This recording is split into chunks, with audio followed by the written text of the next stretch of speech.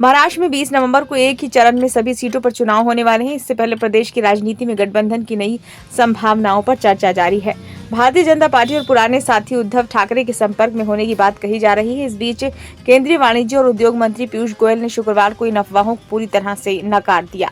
Business today के कार्यक्रम में जब पीयूष गोयल से पूछा गया कि यदि आगामी महाराष्ट्र विधानसभा चुनावों में भाजपा बहुमत से पिछड़ जाती है तो क्या भाजपा किसी नए गठबंधन की ओर बढ़ेगी, इस पर उन्होंने स्पष्ट रूप से कहा, मैं ये बहुत स्पष्ट रूप से कहता हूं कि कोई पर्दे के पीछे की चर्चा, संवाद या संपर्क नहीं हो रहा है।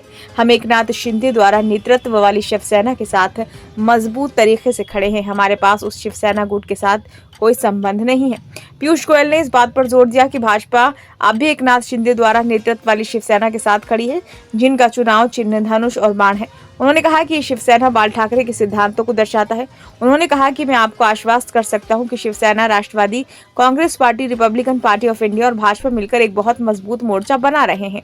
उन्होंने ये भी कहा कि महाराष्ट्र के लोग अच्छे काम को जारी रखना चाहते हैं जो गठबंधन ने किया है और वे प्रधानमंत्री नरेंद्र मोदी के 2047 तक भारत को एक विकसित राष्ट्र बनाने के विजन से जुड़ी सरकार चाहते हैं। महाराष्ट्र विधानसभा चुनाव लोकसभा चुनावों के कुछ ही महीनों बाद हो रहे हैं। लोकसभा के दंगे में विपक्षी गठबंधन ने महायुति को हराया था। हालांकि पीयूष गोयल विधानसभा चुनाव को लेकर काफी आशावादी हैं। उन्होंने कहा कि लोकसभा चुनावों में वोटों का अंतर केवल 2 लाख था।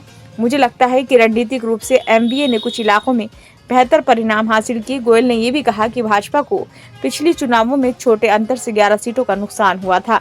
पीयूष गोयल ने महायुति गठबंधन की एकजुटता की सराहना करते हुए कहा कि गठबंधन में सभी पार्टियां महाराष्ट्र के विकास के लिए एकजुट हैं। हम यहाँ के इंफ्रास्ट्रक्चर को जारी रखने, रोजगार, उद्योग और निवेश को लाने के लिए काम कर रहे हैं।